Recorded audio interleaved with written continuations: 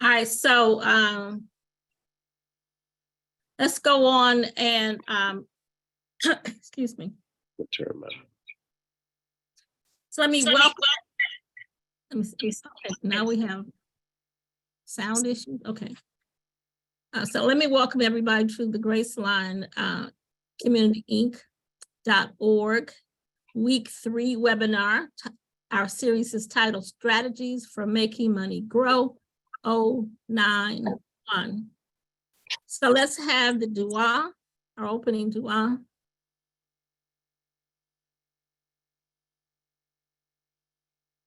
أعوذ بالله من الشيطان الرجيم بسم الله الرحمن الرحيم الحمد لله رب العالمين الرحمن الرحيم مالك يوم الدين إياك نعبد وإياك نستعين اهدنا الصراط المستقيم صراط الذين أنعمت عليهم غير المغضوب عليهم ولا الضالين آمين. So thank you, Brother Talib. For those of you, you want to make sure that while we're presenting that your mics are closed so that if you have a phone call or need to speak to someone in the household, we are not listening in on your call. So I'm Amira Wazir and I will be your moderator today. And I'll remind you that you'll benefit from paper and pen. Today we have 2 speakers, Edward Willis and Omar Muhammad. But their topic will be the value of knowledge in making an informed decision, how to effectively plan and prepare to make better financial decisions. I'll begin to introduce, they will begin to introduce to you the tools to help you budget. And later on, we'll have a money tracker tool. So this is where the homework comes in. It always shows up, even if the teacher doesn't collect it. There comes a time when the homework being done is going to be necessary. So the homework we assign in week 1 of analyzing and organizing your financial information begins, as I say, to come into play in this particular week. Our advice was to stop unnecessary and excess spending. Gather all your financial information and your bank statements, your credit card statements, your financial statements. Start putting together all of the places that you know you spend money. Bring that information so you begin to analyze it. You'll be able to create a budget. Once you have all these pieces of information, you can't create a budget without knowing, all the pieces. Like we can't create a cake without all the ingredients. So everything that has to do with your money, from income to outgo, the paper boy, whatever. So all of this you were supposed to have gathered, and that was analyze that information, study money, we asked you to go about the internet or wherever, read, and begin to just familiarize yourself with the subject of money. So, and then last week, which was our second week, we focused on monetizing your attitude, and that was Brother Rashid Salam's. And so then the reading materials, our suggested reading material was Think and Grow Rich by Napoleon Hill. We sent you out a link to the summary of the book, so you didn't have to try to read the whole book, but it's really worth reading. But if you don't have time, hopefully the summary was helpful. Did anybody not get the summary? All right, so because it's on the website. I don't know. That's on the website. All right, so let me move on. So in seeking to remedy our lack of financial mastery, we must have knowledge of self and our finances. To make money grow, you must be in charge of it. It's just like seeds. If the seeds are scattered all in the wind, there's nothing you can do. There's no harvest. So control spending and goal setting are necessary. So because we have 2 speakers, I want to get right to it. And so I'm going to tell you, who's going first, Brother Omar or Brother Edward? We didn't get a chance to. It's Brother Edward and then myself, Sister Amira. All right, sir. Thank you so very much. And so just a little bit on about Brother Edward Willis. He graduated from Austin College with a double major in business and sociology. Brother Rashad, you want to mute your mic? Brother Rashad, you want to mute? He's a double major in business and sociology. He's also graduated the prestigious Thunderbird School of Global Management in Glendale, Arizona, and a tech wildcat as entrepreneur. Certified financial planner and investment counselor, Edward is an innovative revenue generator who has generated over $300 million. I'm gonna leave after the pause so you all can chew on that $300 million as an accomplished senior business manager and sales executive with over 30 years of management, sales, and revenue generation in financial services, technology, and management consulting. So I am proud to introduce you to my colleague, Brother Edward Willis. Omar, check this chat.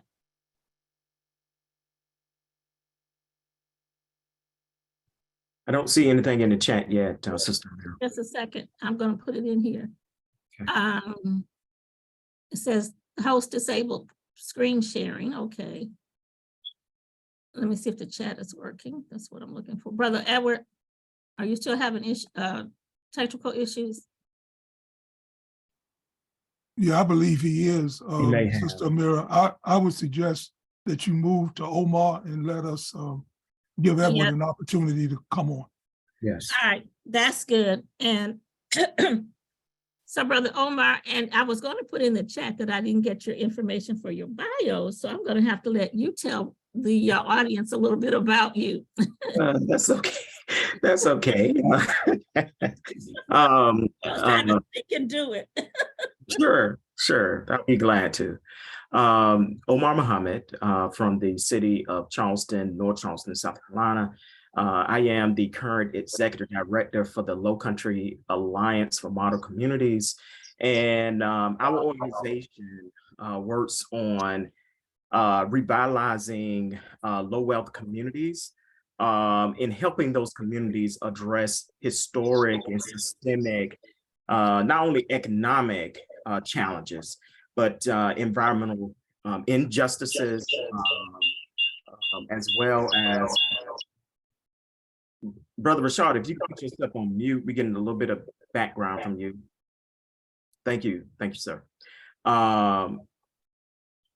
We also work on empowering, we're really tapping into the existing power of communities to help them to begin to amplify their voice and address some of the concerns of legacy injustices in their communities. And one of the areas that we work on is economic justice. And what we find is that many of our residents lack the ability to understand where their money is going. And many of us suffer from that, right? I think one of the kind of the trends in this country is that most Americans, majority, right, of Americans do not have $400 in a savings account, which can become problematic if you don't have those types of abilities, if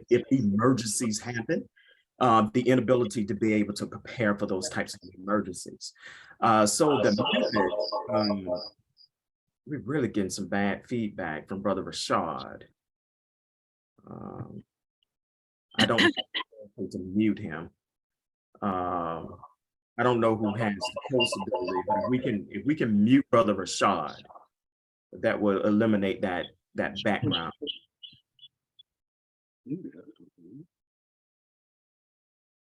Okay, so again, having that ability to be able to use a method, and one of the methods that we will be introducing today is called the 50-30-20 method. And that is a method that helps us to begin to look at our finances in a way so that we have a balanced financial kind of picture. Just like our physical health, we do things to maintain our physical health, exercising, eating the right types of foods, et cetera, educating ourselves on those foods to be able to help ourselves maintain a certain awareness of our health. And just like our health, we have to do the same thing for our finances. We have to be able to manage our finances in a way where we are stable and that we have the right level of financial health. So today, inshallah, I hope to introduce a method here that allows us to begin to take more control over our dollars that come into our household. So this method is used on what is called our after-tax dollars. And this is money that comes into our household after we have paid our taxes. So this is our take-home dollars that we take either on a monthly basis or a bi-weekly basis. So let's just talk about what goes in each of the categories. So the 50-30-20 is a split. It's a three-way split where we split our money in 50% bucket, a 30% bucket, and a 20% bucket.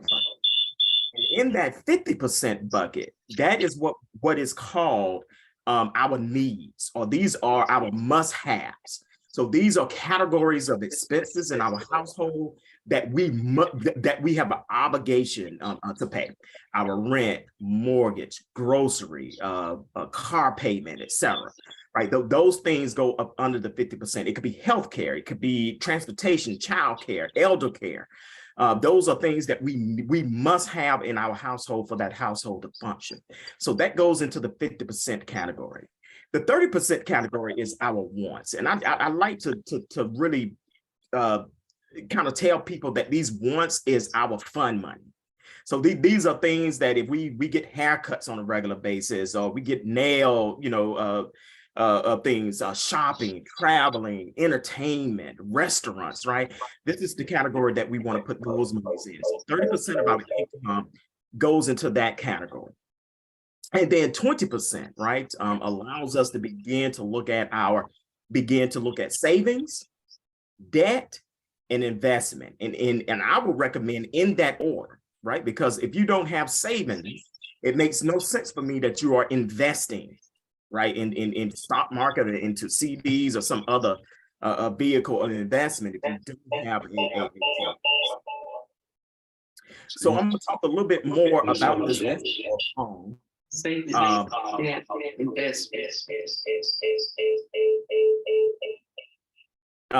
possible to mute Brother Rashad? Excuse me. Yeah, if someone that is the host, I don't know who's the host is. Edward is the host, but he's just dropped off. He still seems back and forth with his technical issues. Brother Rashad, if you can look for the mic at the bottom of your screen, there's a mic. And you just click on that mic, and when you see a red line that goes through that mic, that means that you are muted. And when you want to unmute, you just click back on that mic, and it unmutes you. It allows you to be able to ask questions or to participate in the webinar. But we're getting a feedback from your mic, your computer, that is challenging here. It'll be in the bottom left hand of the screen, Brother Rashad. You'll see a mic, says mute, and just click that. So just for reference for this, the book that I put most of this information from, it's called All Your Wealth, right? All Your Worth, The Ultimate Lifetime Money Plan. And this was a book written by Senator Elizabeth Warren and her daughter, Amelia Warren. And they lay out specifically, and if you're going to learn a little bit more in detail about this method, this 50-30-20 method, it's contained in that book. We will also, after this webinar is over with, we will also send out a worksheet that you can use to be able to look at your take-home pay and how you could begin to categorize that take-home pay in the must-have category, the want category, and then the savings category. We will share that worksheet with you after this webinar is completed. But I'm gonna go into the reasoning why we, these categories are split the way they are. Why the 50% for our obligations are our must-haves, right? This is not to suggest that our life only lives or revolves around, right? 50% of our money. That is not what that is to suggest. What it does suggest is the beginning development of being able to better control our resources that come into our household. That is the main purpose for this. And one of the main purposes for this is that if we can maintain our livelihood in that 50%, that allows us to be able to save, use money in other ways.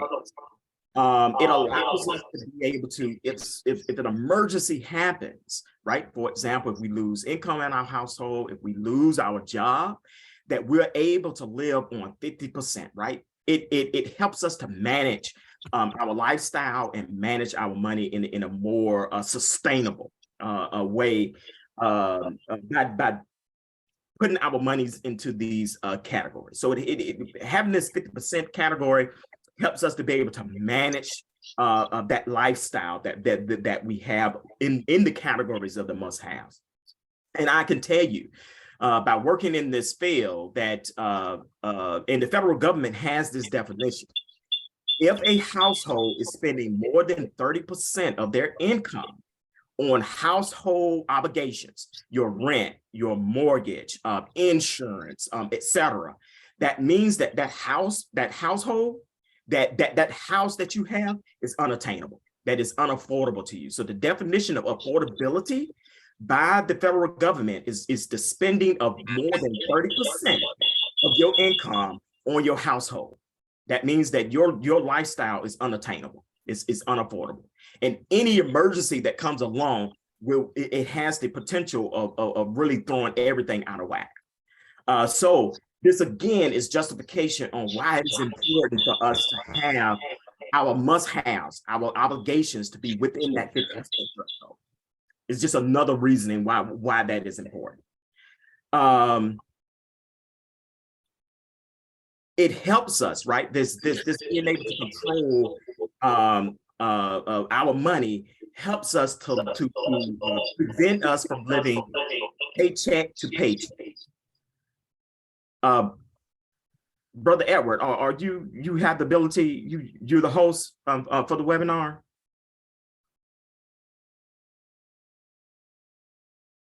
I don't know if he's still having some issues. It helps us not to live paycheck to paycheck.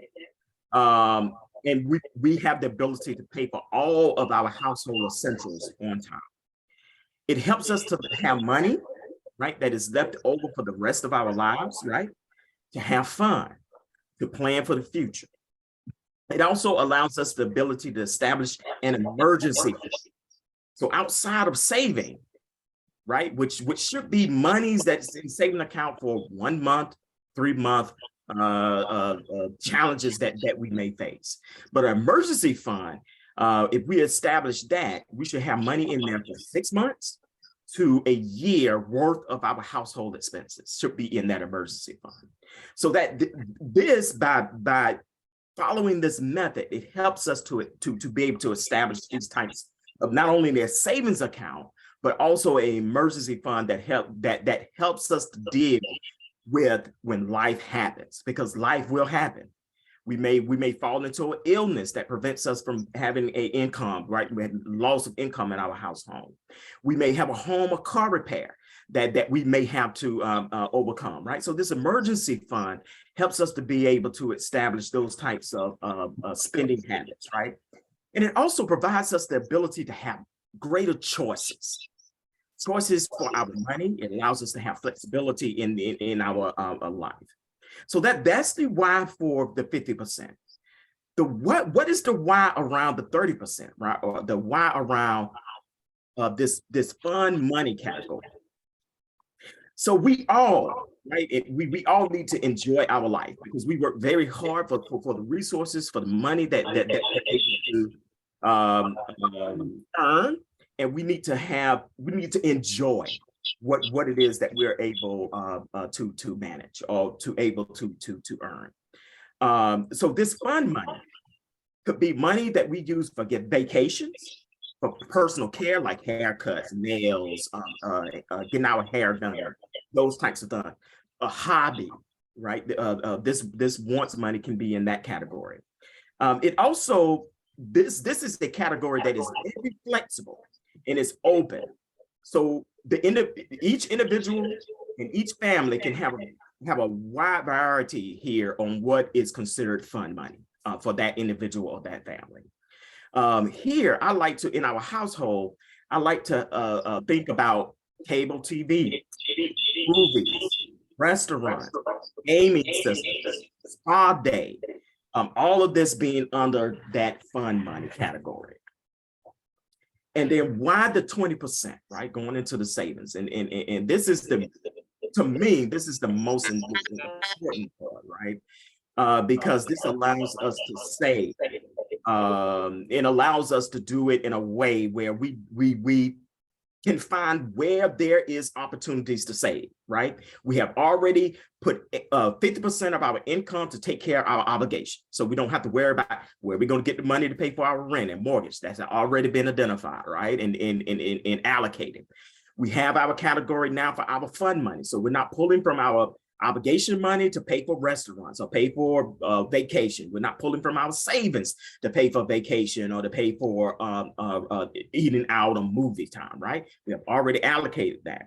Now our 20%, right? The 20% left over from our income allows us now to be able to assign that money to savings, right? So if you have not established a savings account, this is the money that you use to establish that savings account. So that you will want to have in your savings account somewhere between 1 month and 3 month worth of household expenses in that savings account. Once you have established that 1 month, 3 month, and you feel comfortable that you have that money in there that allows you that flexibility and that safety net, right? Then you can look for other opportunities on where I can use this money to establish an emergency fund, right? So emergency fund is monies that you have, your household, that for 6 months to 1 year of your household expenses should be in an emergency fund, right? Now, this is very important.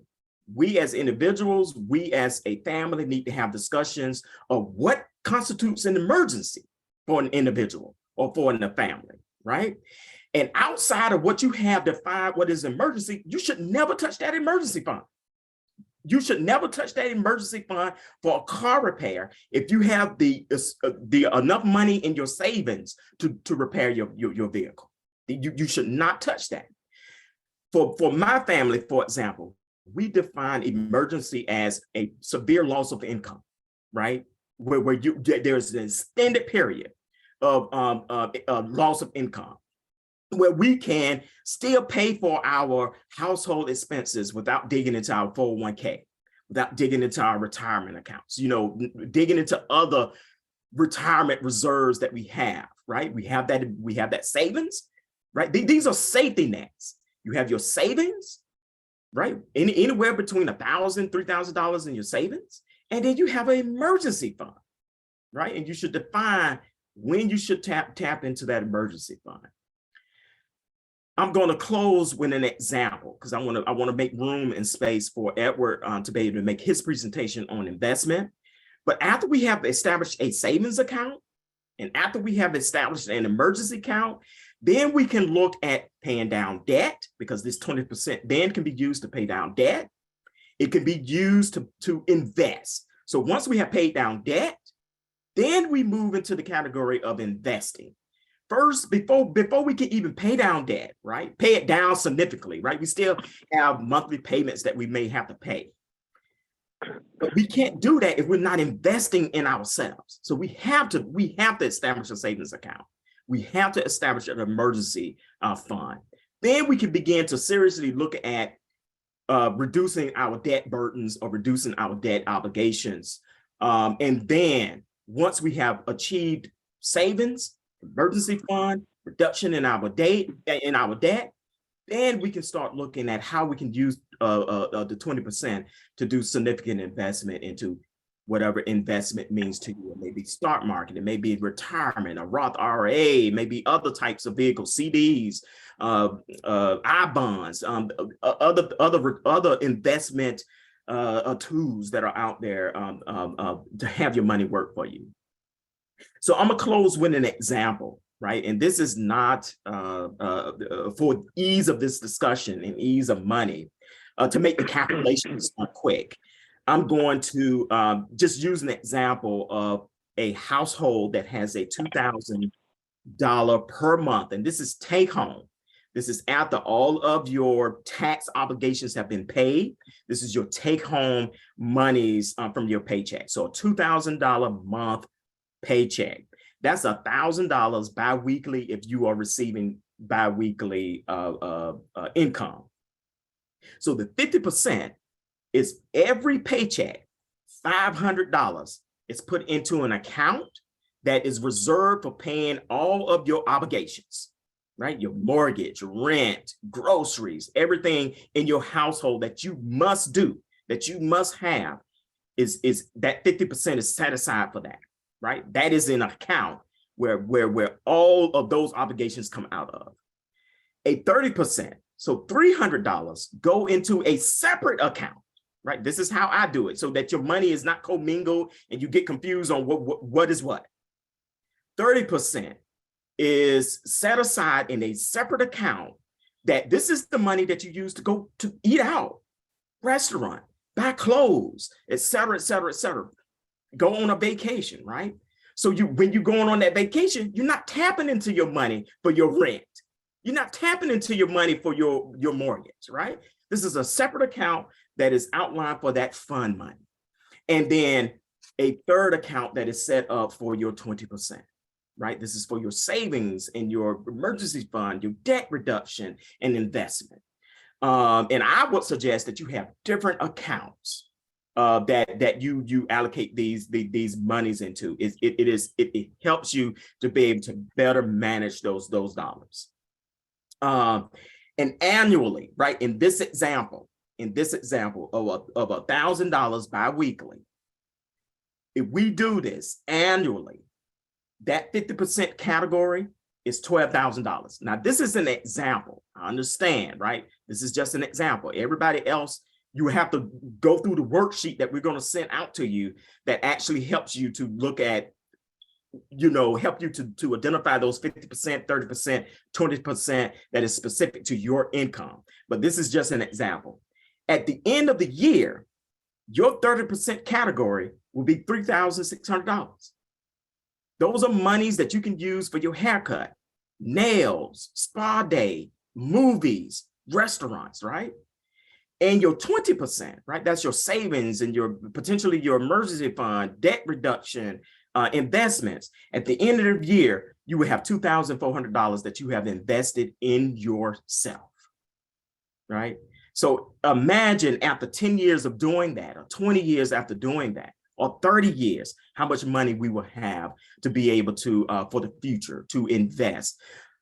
So this is just an example and a simplified method in which we can begin to have greater control over our resources that come into our household, our monies that we have at our disposal.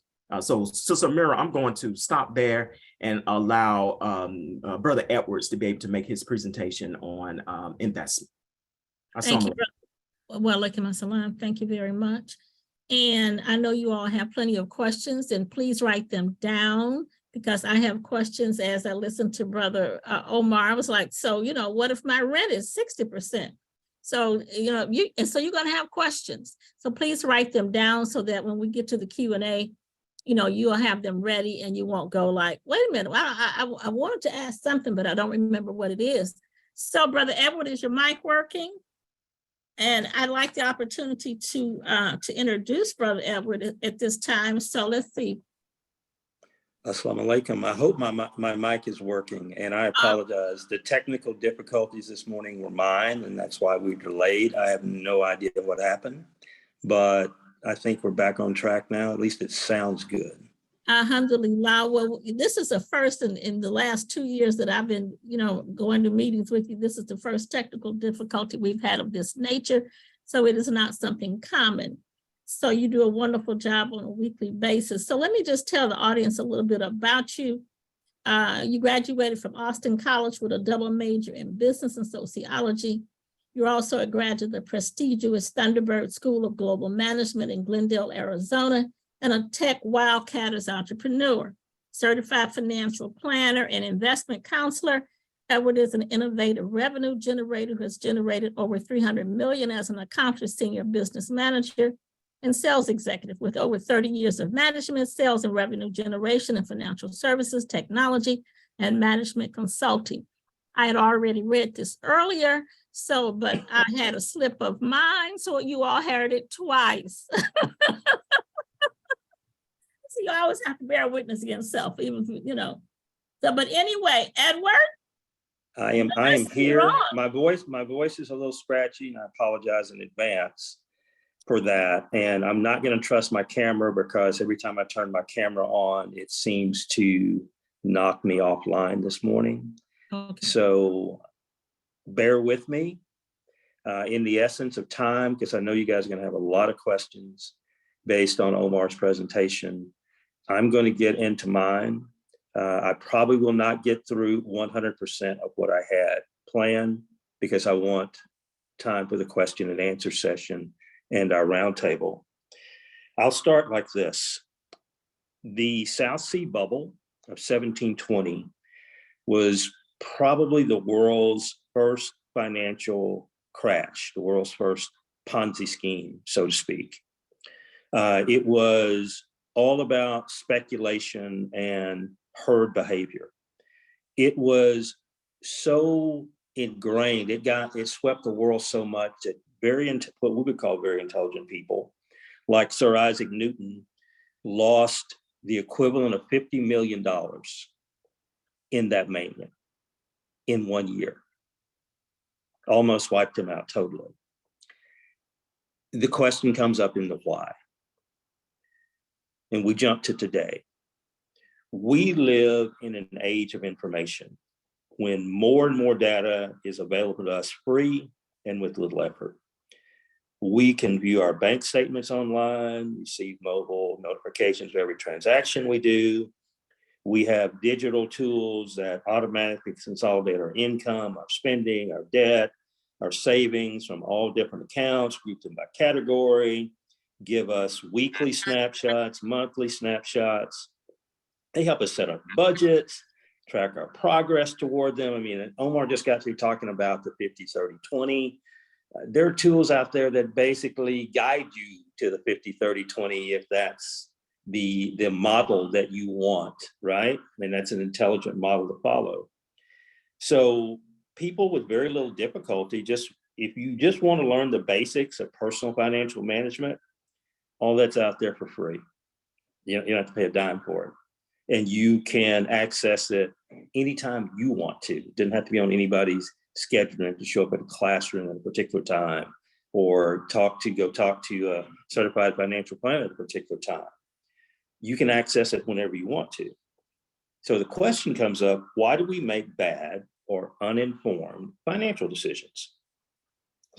Casual observation would tell you something my dad used to talk about, the ostrich effect. You stick your head in the ground, right? So individuals that have health risk, if they can get free medical tests and free medical care, they won't do it. Those help them make better decisions about their health. They avoid it. They don't want to know.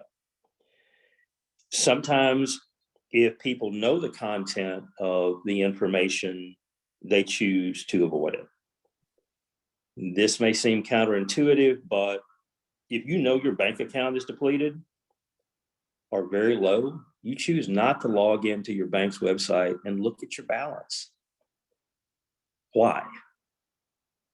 Even sometimes when people do have the information in their hand, they simply won't look at it, won't focus on it, won't make decisions based on that truth.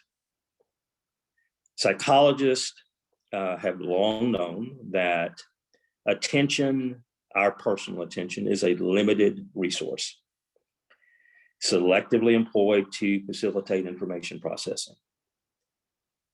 So what we do as human beings is we allocate our attention span typically to things that make us feel good. We put off making difficult decisions or engaging in difficult exercises that might stress us, so to speak. Why does that happen? Well, our brain has two primary cognitive systems.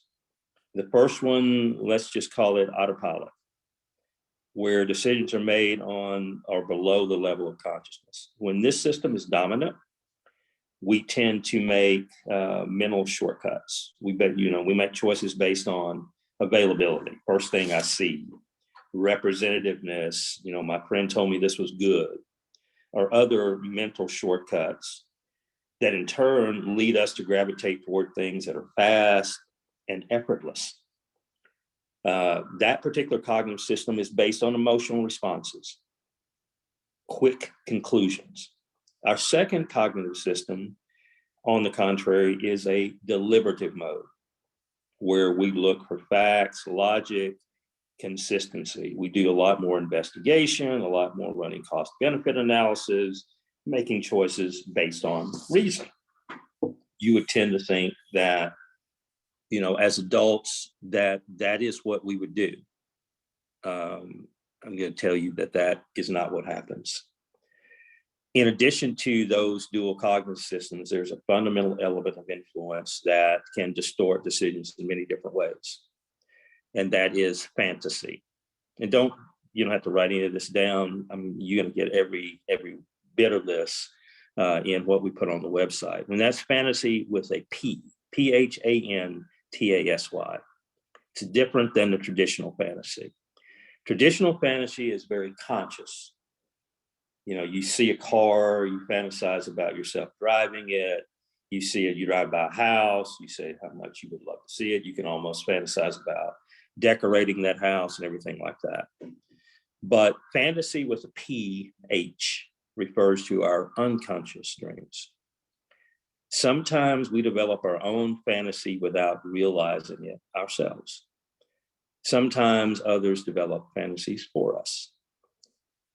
Many people, and we're talking about finances, want to get rich quickly.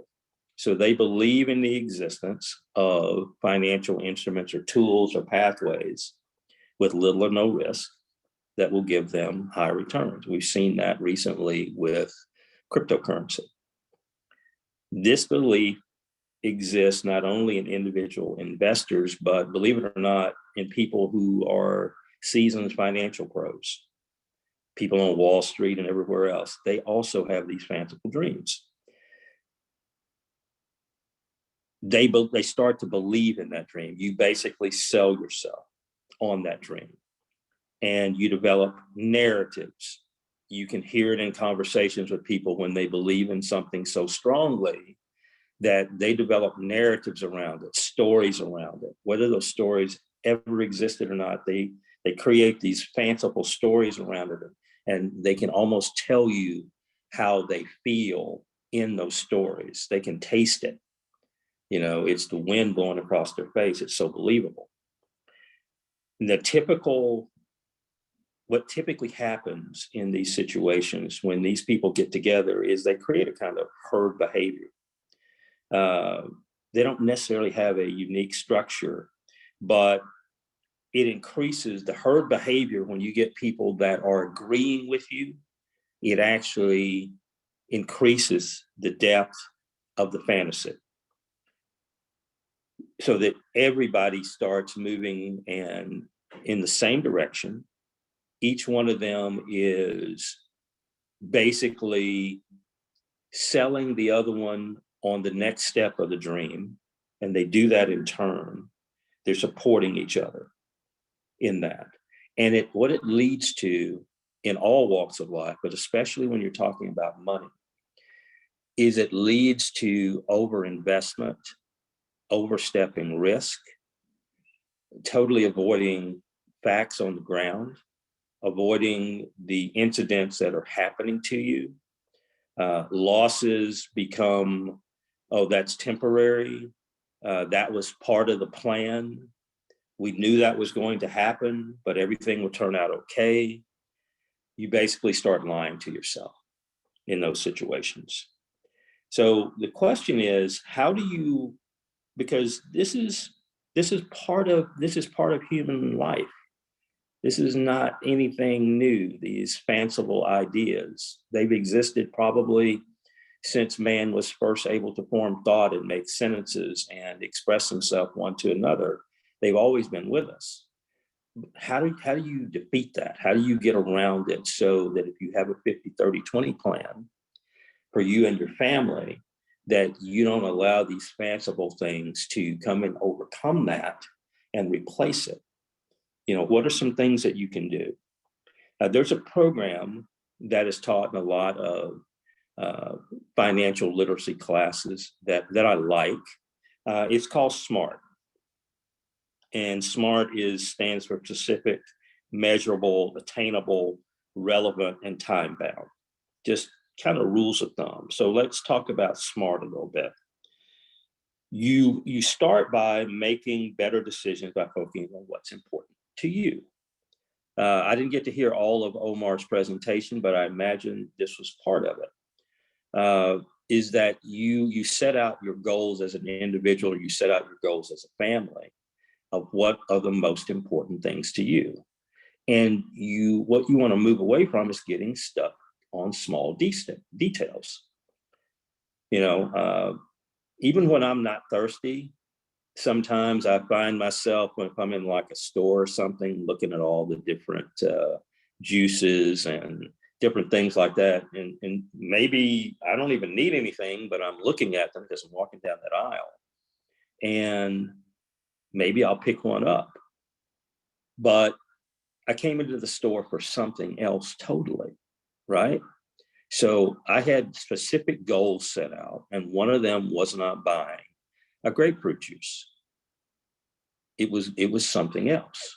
So it's very important, and maybe you have to write these things down, right? That you and your family have a list of things that you want to accomplish, and they're written down on the list that you check off as you accomplish them. And things that are outside that, as I heard Omar's the last part of his thing, they're really not emergencies, not something you got to have right now. They're not pertinent. Is that your mindset has to be just to walk on by and keep your mind focused on the big things. So one trick to overcome these quick choices is to choose a moment in your buying process where you make it a habit to reflect on the big picture and what your values are, for example. And I kind of used this before, but if you're lining up at the supermarket register and you're looking at your shopping cart and you see something in there that you didn't originally plan on buying, you just ask yourself the question, do I really need this? Does it really get me and my family where I want us to go? Or should I just put this back? I know it's difficult to do that with all the distractions that we have each and every day, but we have to start focusing our brains on making wise decisions. Scientists say average human makes 35,000 decisions every day of some kind. That's amazing to me. Sometimes I think I go through a day, I only make 50 decisions, maybe maximum. But they're saying 35,000 decisions are made by our brain every day. And you're thinking, how am I going to control my brain to such an extent that I can make these minute buying decisions? And I'm going to put, a $2.09 juice back on the shelf, and I'm not going to buy it. And it really comes down, it is a brain training exercise. When I grocery shop, I carry a specific list with me. Rarely now do I ever walk out of a store with something that was not on the list. It would have to be incredible. It would be like 70% off an item that I would sometimes buy. and I just happen to see it, and you just can't pass that up. But with the list, I'm keeping myself in a control loop that allows me to accomplish all the other things that I need to do. That I don't spend the 10, I don't spend the 20, that money is designated to go somewhere else, maybe into the 30% pile or the 20% pile. It wasn't meant to buy anything outside of the list that I'm on. Another thing that's a part of the SMART system is learn and forgive yourself and move on. When we make a mistake, we often beat ourselves up over and over again every time we think about it, dragging the bad decisions around, sometimes for weeks or more. This can be very discouraging. It definitely will increase your stress level, and it makes it harder to make right decisions in the future. So try being kind to yourself. Once you realize that you made a mistake, forgive yourself, move on. Count that as a unpaid, hopefully, you don't have to pay too much for that mistake, unpaid lesson that is a part of your PhD. You're getting your doctorate. But you learn from that, and you learn that the next time that you're in that particular situation, that the consequences of what your decision making was before, that you won't make that same mistake again, or you will go at it a little bit differently this time. Let's say that you made a mistake and it wasn't 100% bad, you know, that if you had tweaked it a little bit, it probably would have worked out for you. That's a part of a learning process that you can take with you. And the next time that you're in that situation, you use the tweak. You tweak it a little bit and it works out better for you. And you continue to improve on that time and time again. And I'm in the essence of time, I won't give examples on that. Choose your moments wisely in any kind of buying decision. And I'm not talking about, you know, the everyday stuff that you got to have. You got to have the milk and flour and all that kind of stuff. And you got to pay your electric bill. But one thing that I've found out in life is that stress makes it very hard to make right decisions. So it's important to lower your stress levels all the time, but definitely anytime that you are faced with any kind of difficult decision or a decision that is going to reflect on you, your family, or have any kind of impact on your quality of life. So when you're in those situations, ask yourself, do I feel calm or do I feel anxious or nervous? I'm just checking to Is see if my there's any more mind oil that's clear? open. Is my heart racing? You know, What kind of oil is that? Is that am I shaking? virgin oil? You know, you That's the want only to other one? mute your mic. Excuse me. So sorry. That's okay, no problem. If we're not in the right mindset to make a decision, it's usually best to walk away from it for a little while, then come back to it when we're ready. Over time, we might also notice patterns in our stress level. Maybe we're usually stressed in the morning after a night's sleep, or maybe we're usually stressed in the evening when the day's work is done. So choosing the right moment to make any kind of decision, especially a financial decision, is a great way to keep stress from getting in the way of the right choice. Obviously, these tips can help you make better decisions about your money. We've heard this quite a bit, and this still shocks me every time I hear it, that nearly 39% of Americans would be unable to pay an emergency expense of more than $400 and would be forced to withdraw their retirement savings to do it. Omar touched on that. So that's super important. I'm kind of glad that I'm following him today, because I did want to talk about short-term savings.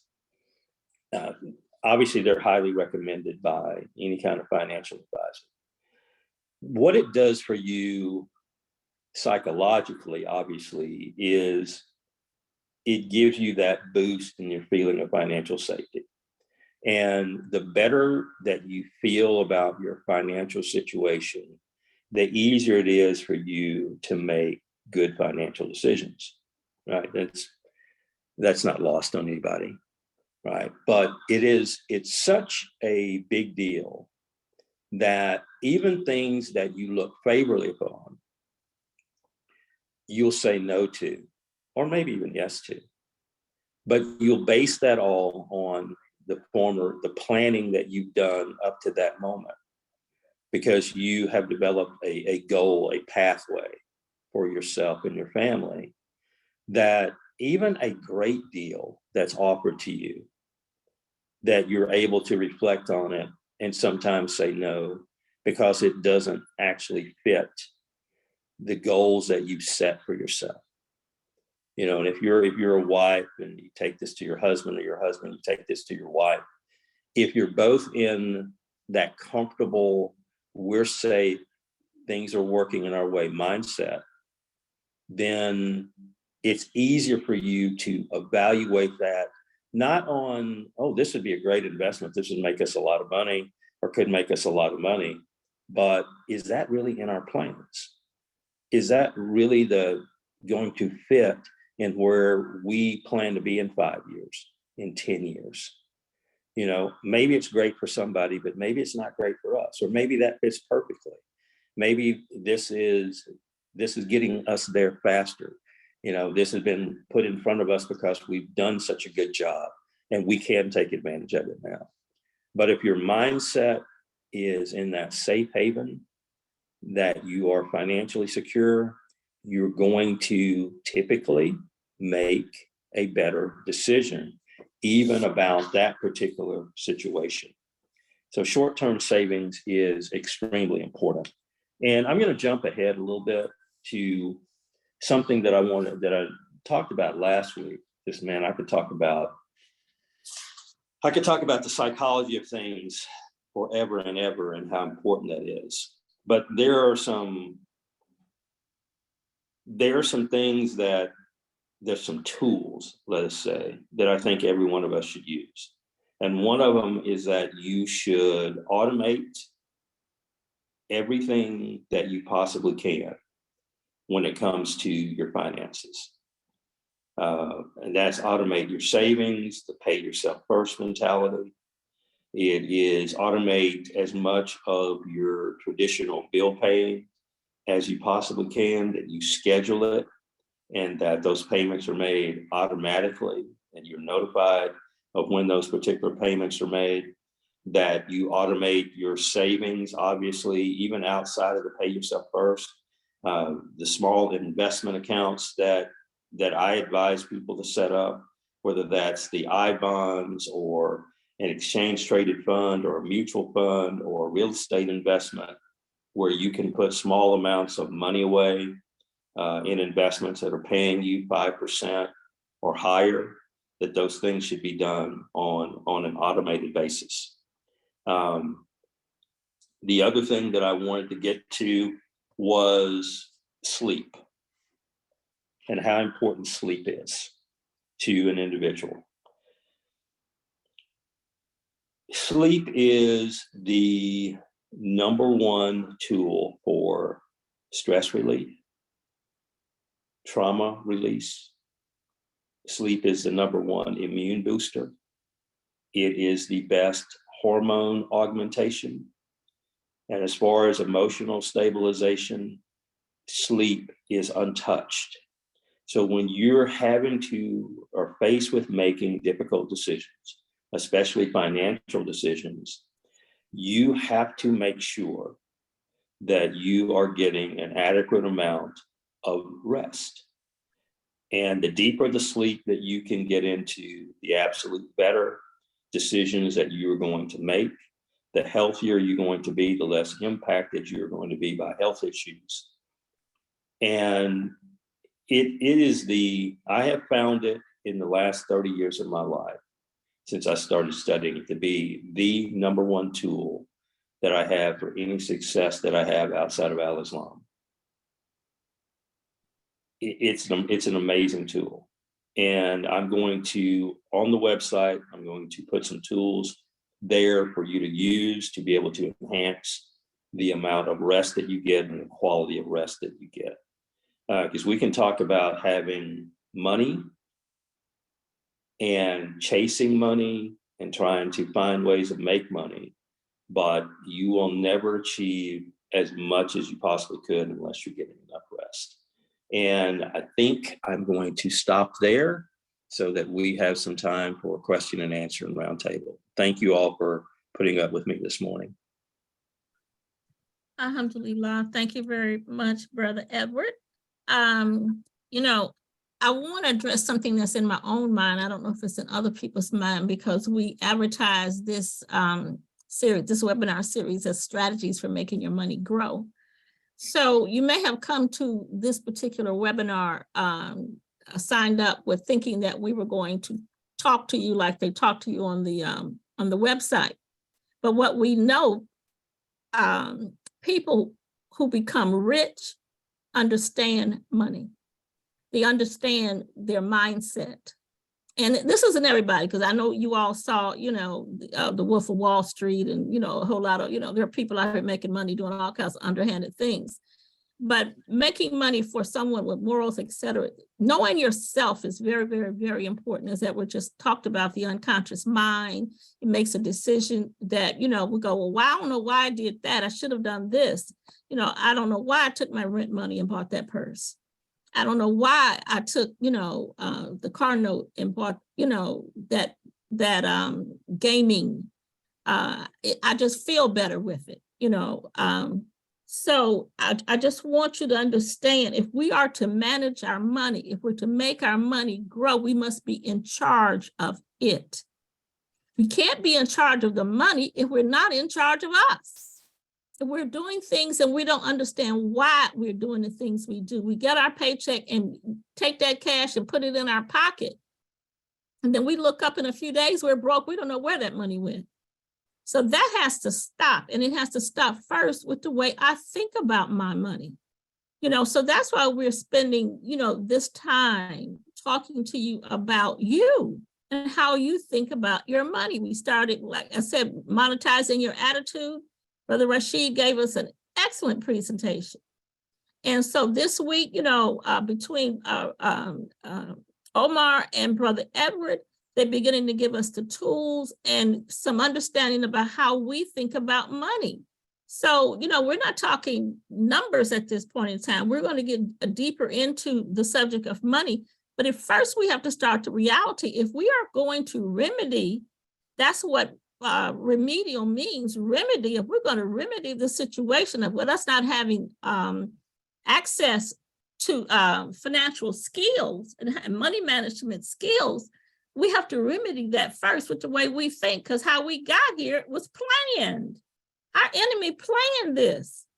We're consumers. We didn't plan to be consumers, but as Edward said, you walk through the store and before you know it, you put something in your cart. My daughter recognizes this in herself, so she just goes to the store, she puts whatever she wants in her cart, and then she leaves the cart at the door and walk out. She satisfied her need to pick it up for some reason. But I'm like, you actually did that. She said, Mom, I do it. And she said, it just makes me feel better. You know, so she does the same thing with our Amazon cart. So we just have to kind of begin to manage ourselves, however tools we use. So, but I'm going to open it up to the audience. You know, if you want to raise your hand, Sister Bina has her hand up. And let's start. Sister Bina, is that your little delicate hand I see here? No, if it did come up, it was just when moving and going around and stuff like that. But no, not Okay, yet. so does anyone have any questions? So let's start with Brother Omar with the 50, 30, 20. You know, anybody have any questions about that? Because I do, if you don't. Well, I think the question that you raised would be a good place to start, if for no other reason. I had the same question. So, Yeah. You know, I mean, the $2,000 a month, that for mathematical purposes, I could figure out that that's someone that's taking home $48,000 a year. That's right. But then the question becomes, if they're in an apartment as I'm going to just say a single mother or single father, that 48,000 take home, you could make something work, but it would be awfully difficult if your rent is $1,600, $1,700, $1,800, $2,000 a month. And I do understand that was an example, but there is a reality that all of us need to face. And I think for the audience's purpose, that you present them with the opportunity to take a hard look at where they are on their spending level, because you may end up making the decision sooner than later, you know what, I don't think I can really afford this place at the present salary I have, or that car that I want, to purchase. I'm not going to be able to afford a $450, $500 a month note. I'm better suited for something in the $200 range. So I think if you could address that for us, I know it's going to help Amira and myself, because we pretty much had the same question. Yeah, so I mean that we get that question quite frequently, and working with the individuals and families that we work with, they tend to be on the lower income scale. But what we're able to do is help them to see where their money is going. Although you may be making $12,000, $20,000, $24,000 a year, you still have an opportunity to increase that income if you take up another income pursuit. It may be taking on another job, or maybe pursuing that career change that you always want to do. It may require some retooling of skills or those types of things. But you need to begin to look at how that can become more achievable, right? But this is just a plan. And remember, I said that this can be, it's very flexible, particularly the fund money, right? So if you find out that, hey, I'm living above 50%, my must needs is above 50%, that means I don't need to be eating out at a restaurant. I don't need to be going maybe every 2 weeks getting a haircut, or going, on those luxury trips. I may need to take some money from that 30%. My fund money may not need to be 30%. It may need to be 10%. And I need to put an extra 20% in my must-haves, because those must-haves have to be paid. We cannot go without paying our rent, mortgage, et cetera, those things that are important and essential to our household. So we have a lot of flexibility in this model to be able to take from and I say take from the fund money before you start monkeying around with your savings, because you got to pay yourself, right? We need to get in the habit of paying ourselves.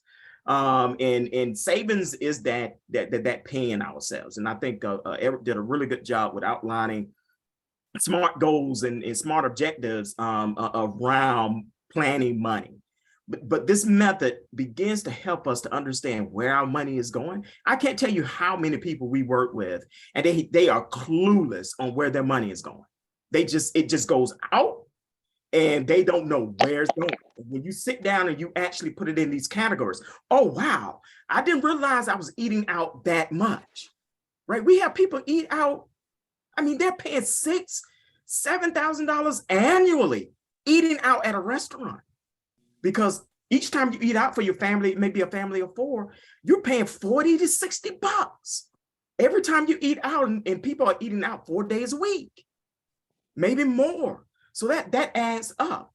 Can you scale that back? Do I have to get a $5 coffee, right, when I go to work? Or can I brew my own cup of coffee? For six, or take your lunch. Or take your lunch. Right. Exactly. Right. So it's ways where we can begin to look at where we can scale back fund money, right? And I say that because it is money that is more flexible. We could take away from that to put into the must-haves. So if you find that your must-haves exceeds the 50%, then take from your fund money until you can figure out a way to gain more control. Because ideally, what we want to do is get our must-haves within that 50%. Because again, remember, if your household expenses, your rent, mortgage, insurance, right, to take care of your household, if all of that is more than 30% of your income, right, your total income, how the federal government defines affordability, that household is not affordable, right? So we need to rethink about prioritizing where our fund money goes, because that gives us more flexibility. So we can monkey around with that fund money, leave savings what it is, 20%. I tell people not to mess with that 20%, right? Because people need to establish their savings, they need to establish an emergency fund, they need to have a program in place where they're paying down debt. And then once they feel they have that good safety net, then they can begin to invest in other types of strategies. Does that make sense, Sister Mira, Imam Talib? Yeah, that subject we could talk 10 hours about, but Brother I Adam know. has just joined us and we want to recognize him. He has his hand up. Adam is our accountant, our CPA, and he'll be fast CPA in a different way. But Brother Adam, welcome. Assalamu alaikum. Walaikum assalam. How's everybody this morning? Alhamdulillah. Yeah, I wanted to just make a quick comment on the question you posed about rent. And to give you an idea, when you go to the bank to get a loan, and they want to know what your expenses are, if your expenses, let's say rent, is more than 30% of your income, you probably won't get that loan, because they determine if it's 30% or less, then you can pay us back. So that's a good gauge I found in the industry, that your rent should be no more than 30% of your income. And if it's more, then you probably can't afford that rent. That makes sense?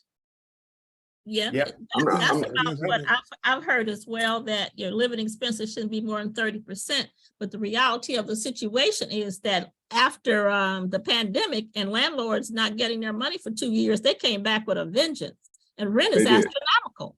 They did, And yes. so all of the people who didn't pay or attempt to pay rent while they during that freeze, they're out in the cold. So we face homelessness. Just as a community, it's serious. It's a crisis, and so, but that's why it is important for us, not just the rent situation, but all the other situations that, the world has experienced crises with. We need to be in charge of this money, because we have got to stop being consumers to the point we don't have any money to deal with the realities of rent and gasoline. Heat. My water bill used to be $8 every 2 months. I got the last water bill, it had went up to $380. They said they were doing a 6 to 8% increase. How does 6 to 8% increase equal over almost $380? So, and now they're threatening the light bill. So these expenses, we don't have any control over them. What we have control over is that dollar that comes into our hand, how we manage that dollar, how frugal living, read everything you can on frugal living. It's not a bad word. It's a survival tactic. So, but that rent situation is number one priority. And then I say, pay yourself first. If it's up at $5, you got to put some money, because if you wait till last to pay you, there won't be any left. You got to pay you before you pay Coca-Cola man. So Adam's your hand still up, or did you? No, I'm lowered, sorry. Okay. Any other questions or comments? And Sister Mira, I just want to add this, right? We on the last webinar, right? The first webinar we had, one of the number one concerns that kept being expressed was afterlife planning. Yes. Paying for janazas and those types of things. Look at this 20% as being able to squirrel away the necessary dollars for your afterlife plan. right? That 20% can be, you could prioritize that as something that is essential for you to save for, right? It's up to each individual, each family to determine what is priority for them for their savings. And if right now for savings for you is to ensure that you have end of the life planning covered, if it's $1,000, right? It doesn't take much to bury us, right? $1,000 to $1,500. If that is what you have determined, then make that priority and save that money. And use that 20% to save for that janaza, or to plan to pay for Hajj, or to pay for your wedding. You know, these types of expenses that can be kind of unexpected and devastating to a household budget. Yeah, and I'm a firm believer, you know, I put certain things in the category. If I've got debt and I'm paying 10 or 12% interest on this debt, there is no prioritizing a wedding or Hajj. What's it come to Hajj when your debts are paid? And Hajj is primary in our religion. So, but I can't come to Hajj with my debts unpaid. And they tell you don't come to Hajj and you don't have money to bury yourself. So Hajj is a long-term goal that comes after you've gotten out of debt. If you're in debt, then there's no way for you to have control of your money. I used an example last week with a $13,000, a $6,000 credit card bill. And if it was going to take, in the end, you're going to pay back almost $14,000, and the monthly interest on that was $96. Well, that $96 is your savings. So if you're giving it to Chase or whomever you owe, you can't save it. You got to get out of debt. That's the number one priority. You can't, and people with halfway decent credit, probably bad credit, you get a ton of offers in your mailbox to open up credit cards. And I told my son, you know, just don't be impressed with somebody sent you an offer to get a credit card. You're not obligated. They want to put you in debt, but you're the one who's going to have to say no to all of this, you know. So we can't take every credit card offer that comes, and all those we have, we got to get out of debt. But I want to ask Edward this, just because you alluded to it in a different format, delayed gratification. That's the thing, you know. Speak to that, Edward, because you described it in one way, but I want people to have an understanding of what delayed gratification is. Yeah, delayed gratification, and you almost have to flip it around, is that we seek a dopamine release. We want to feel good, and we want to feel good right now, this minute. And we want to sustain that. And what do I have to do to sustain it? You know, you see that in people that go out drinking, you know, that first drink, the 8th drink tastes just as good as the first drink to them, right? Because they just want to continue that feeling. And the same thing happens to us in other aspects of our life, as far as seeking gratification, the pat on the back, the hug, the whatever. And it's hard for people to recognize that within themselves. It's a very difficult thing to do, that kind of self-contemplation, and understand that is, you're doing it to yourself, and basically look at yourself in the mirror and laugh at yourself for being, you know, for such folly, right? I didn't want to say being a fool, but you have to get to the point that you can recognize it and laugh at yourself for making those particular kinds of decisions. And the easiest way for a person to start working themselves away from that is to set out a plan. Number one is to set out a plan. So we're talking somewhat about financial planning and things like that. Right. And you talk about the goal. So you have the 100% bubble of the money that you have coming into your household, say on a monthly basis or an annual basis. And based on that, and what you're thinking about the future, you have these plans. 3 years from now, we want to buy a house. 4 years down the road, we need to replace our car. We need to start thinking about replacing the washer and dryer, the refrigerator. We're probably going to need a new roof on this place, before we decide to sell it, to move up and all those type of things. You start making these plans. Well, you have to build into those plans the fact that next year things are going to cost more than they do this year. Very rarely have I seen things regress and they cost less next year than they did this year.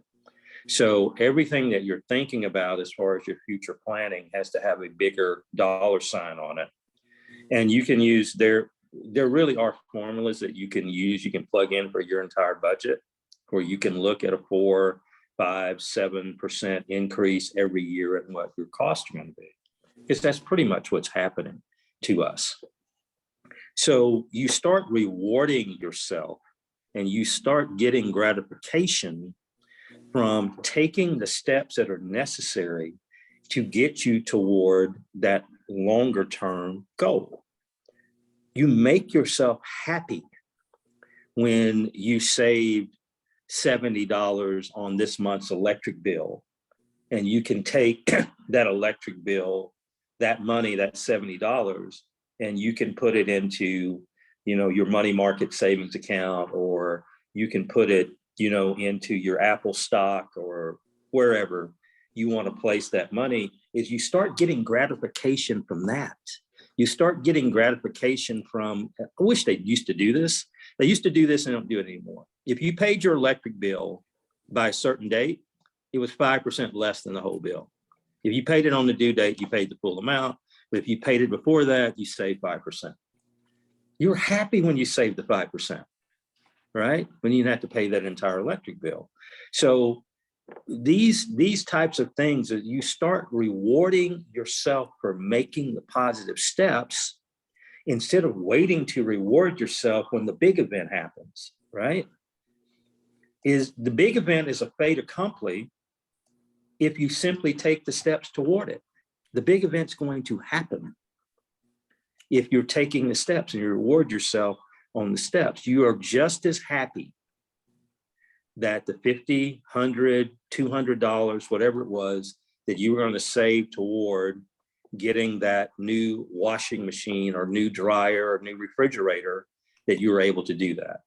That's a high five.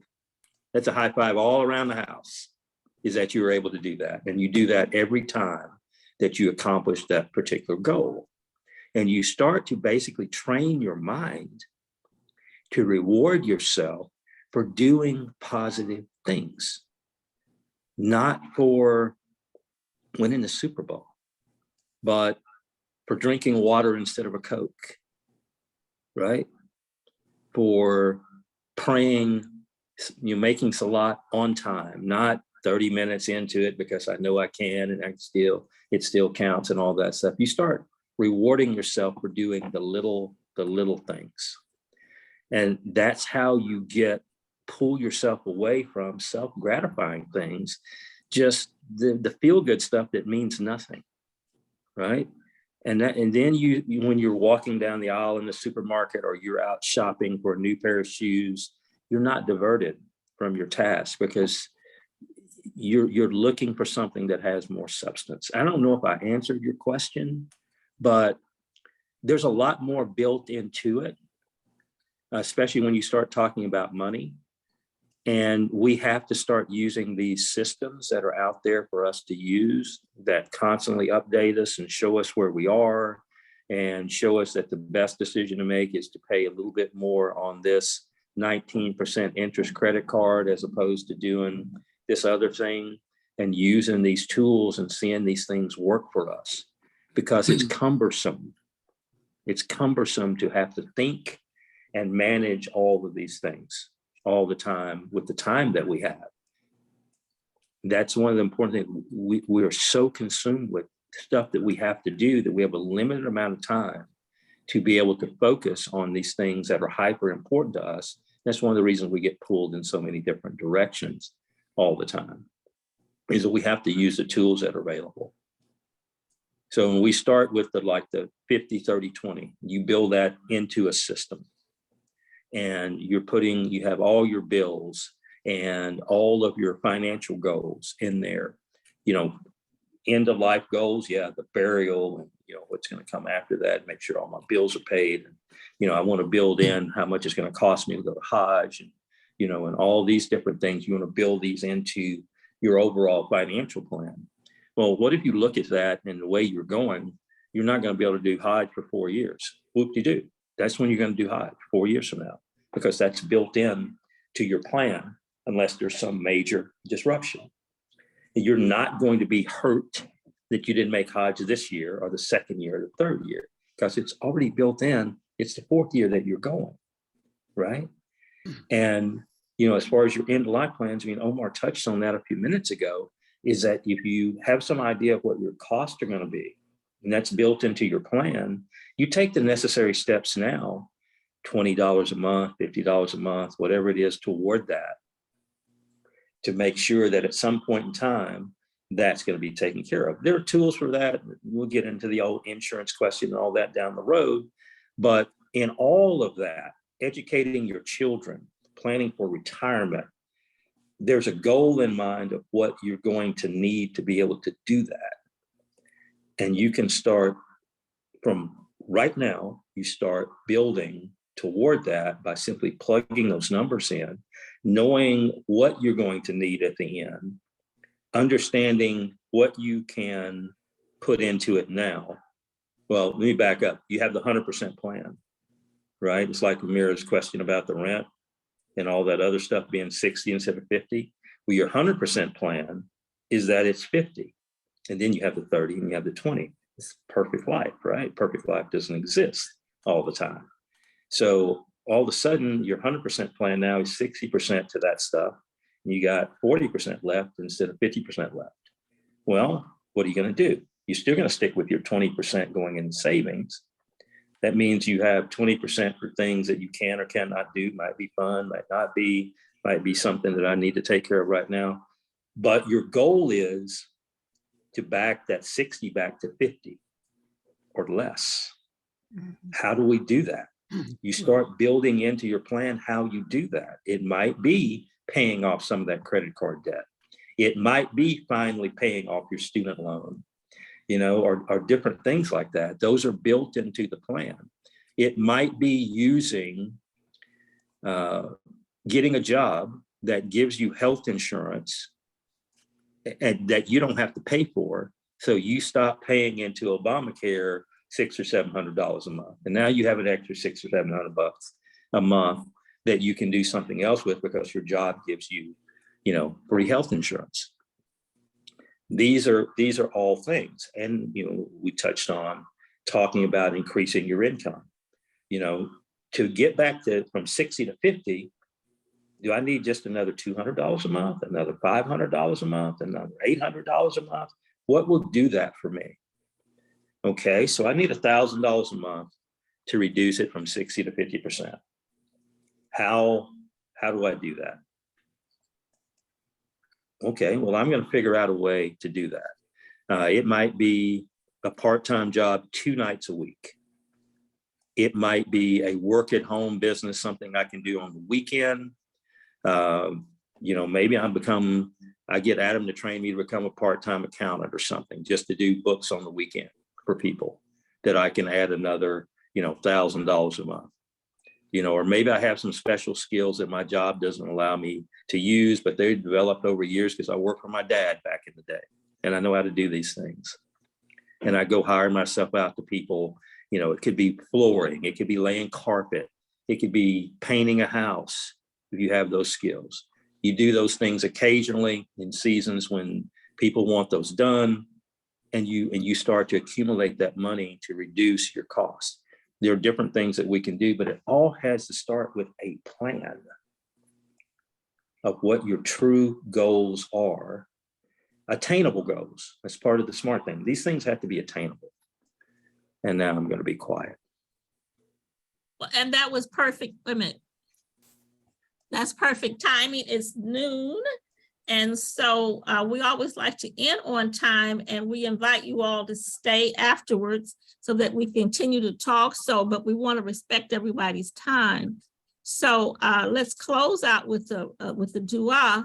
And then, as I said, we invite everybody to continue the conversation, and so that you get a chance to ask, any questions that you may have had, or we could continue the topic, and possibly you'll think of some questions that you need to get answered. So we're going to have the closing dua. أعوذ بالله من الشيطان الرجيم بسم الله الرحمن الرحيم ربنا حسنة في الآخرة حسنة وقنا عذاب النار. Oh Allah, give us good in this world, good in the after, and defend us from the torment of the fire. Ameen. Ameen. I've got to go. I have an appointment here in the house, but I want to throw this into the delayed gratification conversation.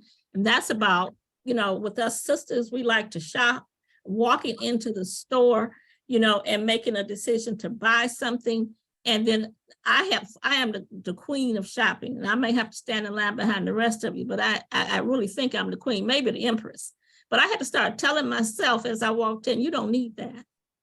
I have other goals I want to do. You don't need that. Leave that for some sister who actually needs it. But it's on sale. I had this conversation with myself. It's on sale, like everything. It's 70% off, and I got a 20% coupon. No, leave it. So we have a goal that we're working on here. So you got this list of things you want to do. Especially when I was paying off debt. So I had to make a decision. As we talked about, is that let me leave it here. Stop, don't buy it. And then, apply those funds, to my goals. And so that I had to delay the gratification. The immediate gratification was to buy the purse, buy the shoes, buy the coat, whatever it was, But the delayed portion of it allowed me to pay down that debt so that I am now at peace about my debt. And I can begin to plan things like traveling. Like last year, I had a chance to go to some of the tropical islands. And so I have other plans, to travel. But I can't do that and leave all my money in the store and then, not have money to invest. So I'm going to leave you all to continue the conversation. I just want to throw this. I did confirm that that Hood Williams is going to be with us, and he's going to be with us on the 18th. Here, just a second, let me just verify. And Hood is in an investment It's on the 11th, Amira. On the 11th, okay. Yes, ma'am. Thank you. And so he'll be with us and talk about halal investing. So you want to continue working on your homework, getting your financial statements together, and filling in your 50, 30, 20 sheet. So we want to start getting out of debt. We want to start managing our money because we got big things ahead of us. So we're going to invest you. So now next week is our fourth week is the risk, the psychology of risk. I think that's Edward, that's you as well.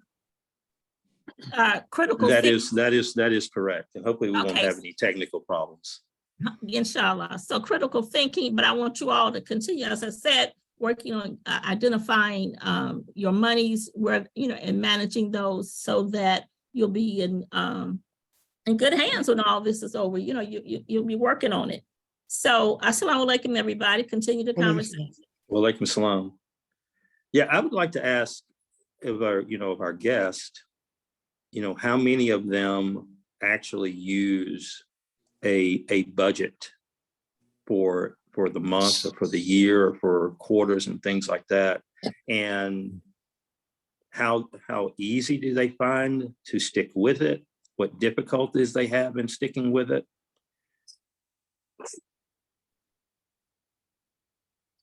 I mean, is there anyone that uses a written budget, that you have something written down that you try to follow? Assalamu alaikum. Wa alaikum salam. I can say that, first of all, I want to say that both of the presentations were very informative and very well presented.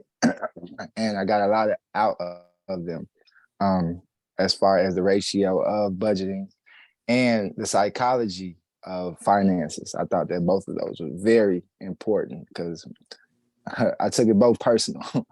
As far as me, budgeting, I used to budget. I used to write it down. Currently now I'm in a place where I don't have stable income. So it's really, I kind of work out based off commission now.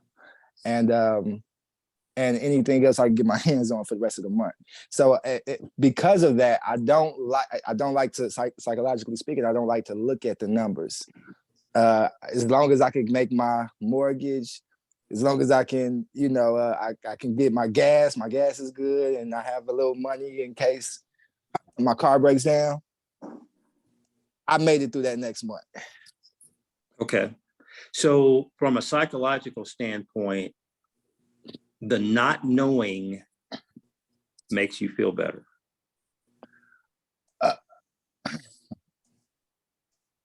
Of not having to look at a low bank balance, not have to concern yourself that if I don't make this next sale or whatever, that I may not be able to pay everything. Those kinds of things give you a temporary feeling of being okay, more or less. Definitely. And like getting rid of the necessities, getting the necessities out the way.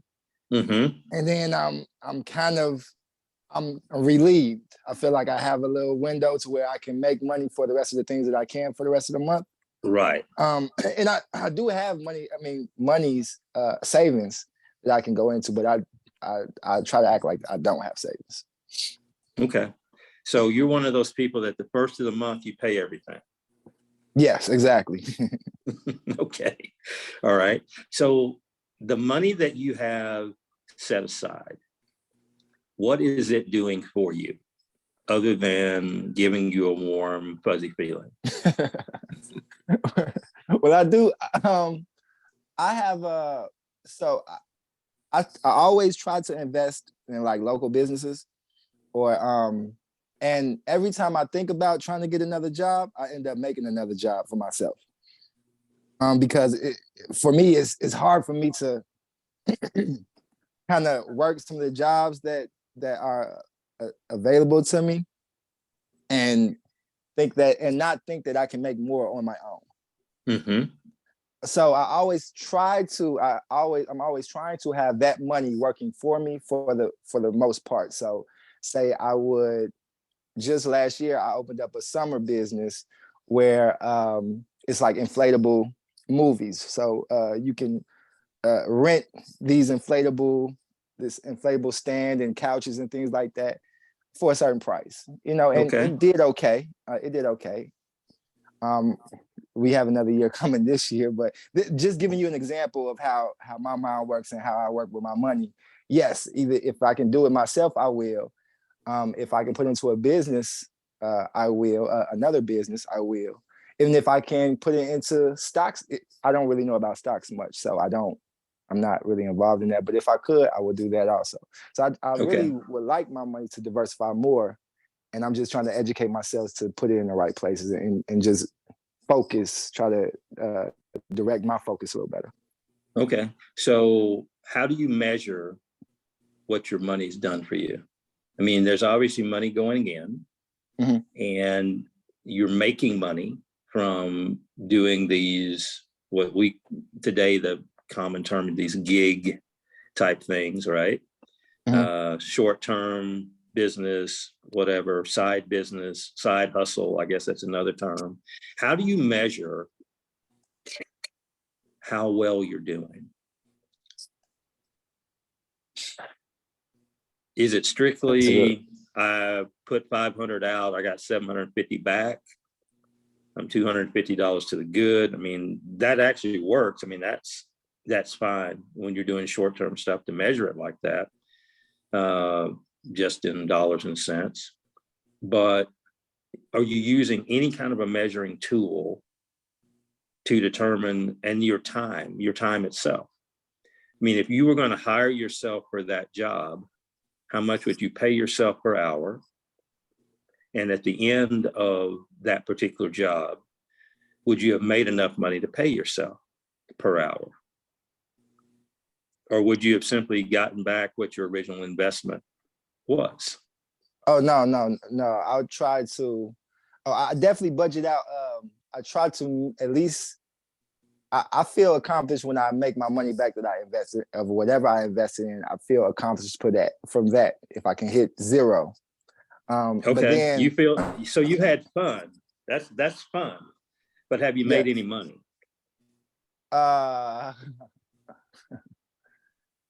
No. Okay.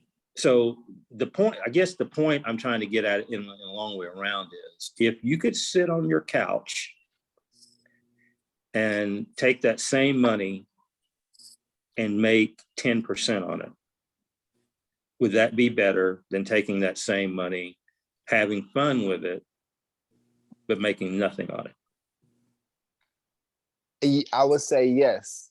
In Okay. essence, yes. Right. So, and I'm not saying right or wrong in either situation. I'm not saying right or wrong. What I'm saying is that when you start setting goals for yourself, that you want to be in a particular financial position at a certain future date, that if I have $100,000 today and I need it to be $150,000 in 7 years, then time value money will tell me that I need to make X% on my $100,000 per year for the next 7 years for it to grow to $150,000.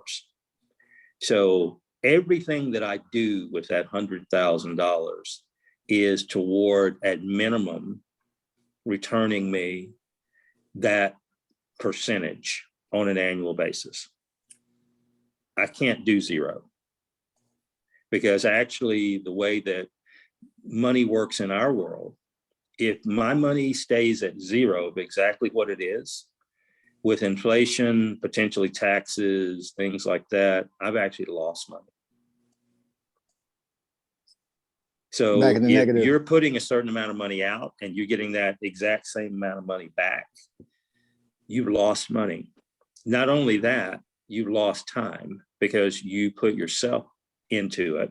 And again, I'm not saying right or wrong, right? Because I have hobbies, trust me, they don't pay me anything. I just, they're for my head. I enjoy them.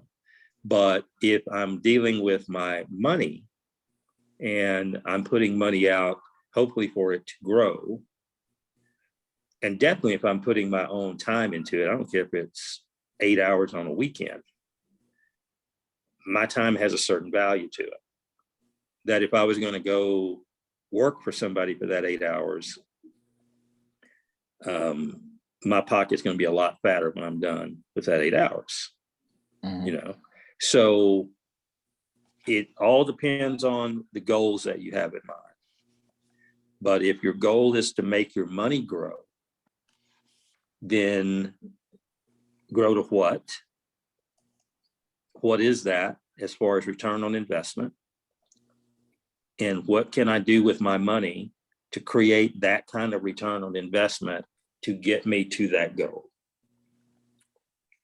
That's the first step in the process of being real with yourself, is that I want to reach that goal and I have this resource to be able to do it. How do I have to employ this resource to get to that goal? And then start planning to do the things that will get you there and stick to that plan. Unless, obviously you're evaluating your plan all along, but as long as your plan passes the evaluation test, then you stick with it. It's working. But if you don't have any goal in mind, if the wind is just blowing you here and there, something comes up, I'll jump at that. Something else comes up, I'll jump at that. You're probably not going to ever know exactly where you're at as far as the future goes. You know where you're at today. I can pay my bills. First of the month is coming. I got money to pay my bills. That is, to me, that's existence. That's not living. And I try to talk to people about, creating an environment of being alive, of where you're actually living, that you are actively engaged in creating a future for yourself and your loved ones, not just existing from month to month. And there are means available to create a living environment. You can do it. Mhm. You know, and I'm talking about most people. I'm talking about if you have your health and you have energy and all those things, you can do that. And it's not nearly as difficult as most of us think it is to do.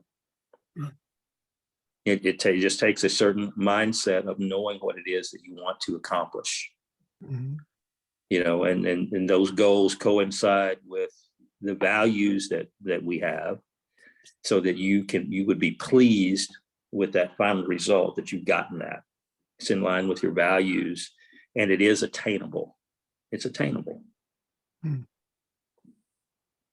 There are means of getting there. And, you know, I hope as we go through these webinars that all of us are able to open more of this up to all of you and amongst ourselves.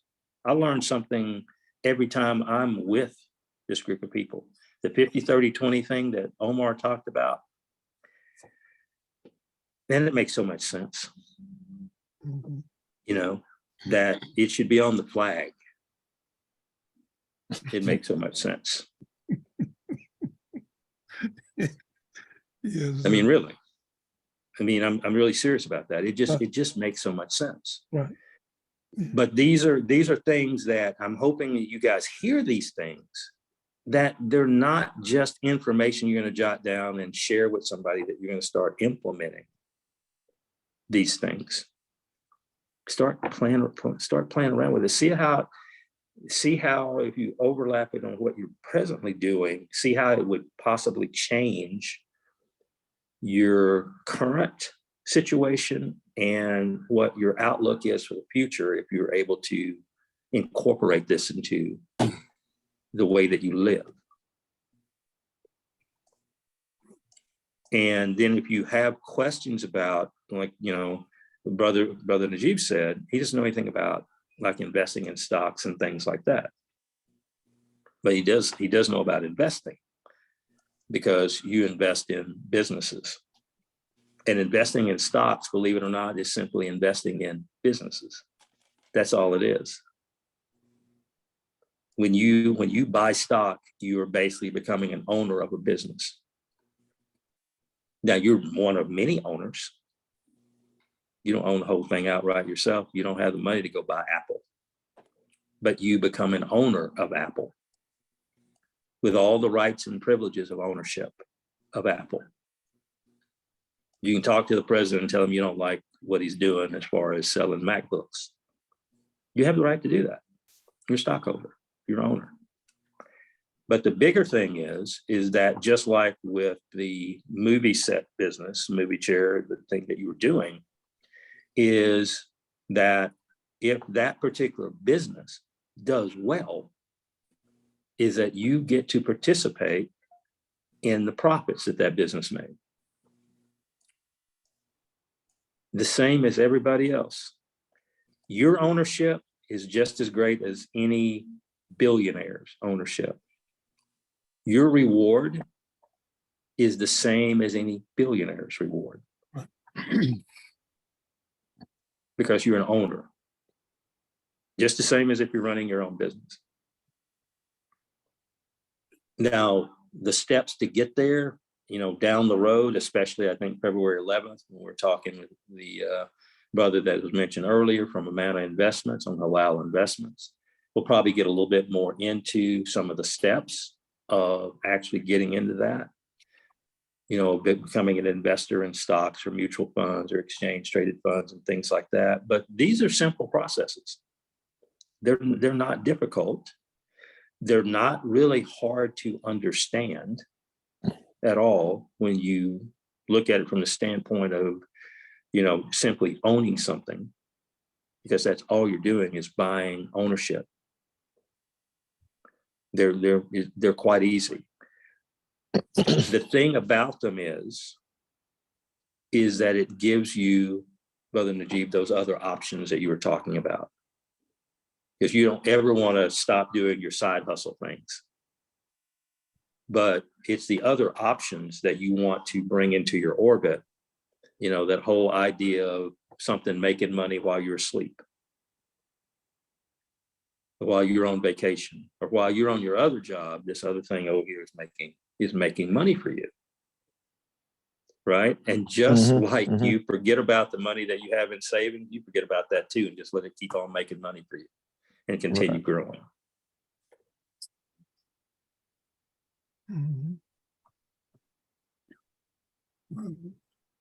I agree with all of that. Not that Edward needed a witness, but that portion that he was referring to, where you go out for self-gratification, that was me. The optimum word being was. And what I found I think I might have been, it wasn't until I was 50 years old that I found something that was more important than self-gratification. You know, unfortunately, my background required, you know, self-gratification was all I was looking for. But once I established a family, once I established more control over my own income, and I'm an entrepreneur, self-employed. When I finally found that one thing that was more important, I stopped looking for the short-term gratification. I used to collect classic Cadillacs. Had 3 of them, all of them in tip-top shape. I put them in any show and won awards. Just more clothes that were bordering on sinful. I mean, no one should have clothes in their closet that still have the tags on it. I mean, that just doesn't make sense. And I rid myself of all of that. And at the same time, Allah blessed me to be able to form a program to help others, particularly younger people, that then morphed into something that was able to help more seasoned folks. And that was how to make, keep, save, spend, and blow money. The idea being that if you live long enough, you were going to do all 5 of those things. But what took me out of but that was a self-analyzation that I had to do when I reflected on myself. Why am I like this? Why am I the person that has no qualms about spending $25,000 just to bring an automobile up to its former glory? You know, or going out and spending $4,000 on one clothing item. I mean, it just doesn't make sense. And so in my doing my own self-reflection, what Allah blessed me to do was to have something come into my life that was more important than them short-term things that I was doing. And it just took off from there. And I'm thankful. What I'm most thankful for now is to be on a call like this, where we have individuals like Edward, like Omar, that confirm my own personal life story. So when I say to you that, that they don't need witnesses, when we're instructed, when we hear the truth, we're going to know it when we hear it. And so I have been moved to support them. I know each one of us on this call, we have our own stories. I would encourage you to reflect on those stories, particularly with this new information that we have been presented with, and treat it like the seed that it is, and whatever else it's going to take for you to nourish that seed and turn it over and put the light of the sun on it, the warmth that the sun gives it, so that seed is going to sprout. And what you're going to find is you're going to have the same sort of epiphany that I did, but and hopefully you'll get there before I did, because it took me till I was 50 years old, to figure out that I got to do something about this problem I have. So I hope this has helped some of us or any of us, and we want to continue to hear from you all. So if anyone else on this call wants to put out their own story or ask their own question or make their own comment, we are actually here for you. Assalamu alaikum.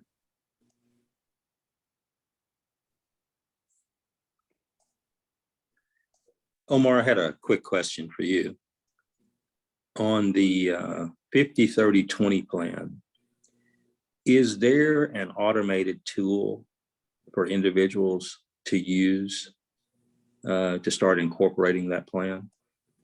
So in the limited research that I did to try to find like a helpful tool that we could put on the website, I did not find like an automated one.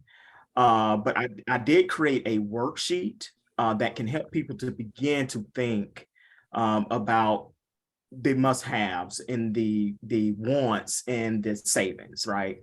I think also it'd probably be beneficial for Graceline to look at perhaps creating a spreadsheet that can be shared and people can, enter the information to the spreadsheet, and the spreadsheet will auto calculate information for folks. So I think that is something that perhaps we can take on, is creating this the kind of spreadsheet that can be shared with folks to help them along kind of figuring this process out.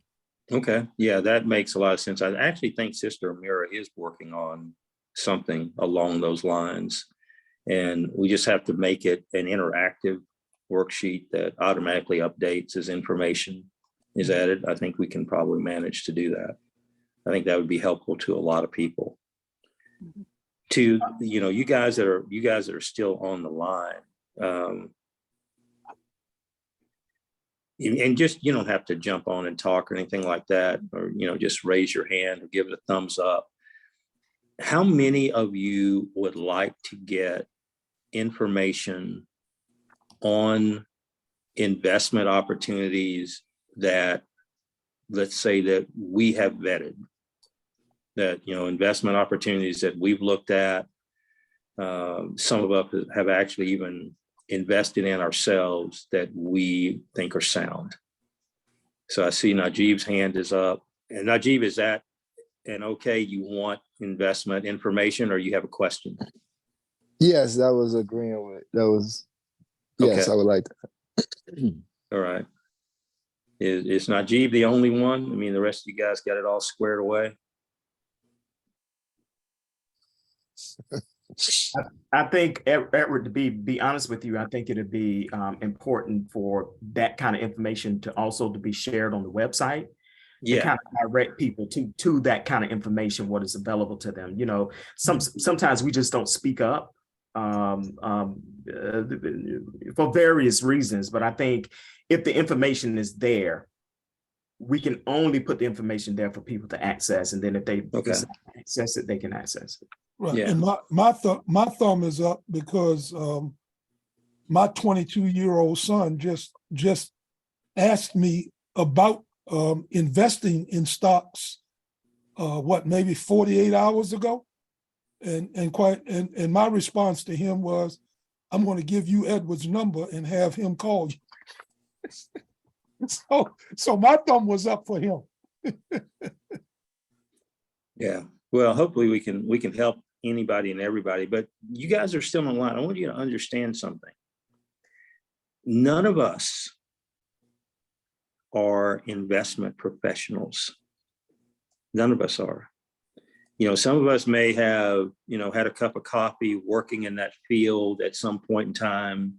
You know, in my case, I can tell you that was 20 years ago, you know, when I was last a licensed professional investment advisor. So I'm an everyday common guy with two sons, you know, who's trying to make wise decisions. And I share the same, you know, kind of life goals and trepidations and excitement about things as the rest of you guys do. And I investigate them hopefully in the same way that you do. So don't think that those of us that are a part of Graceline community are preaching or teaching or anything like that. We're simply sharing.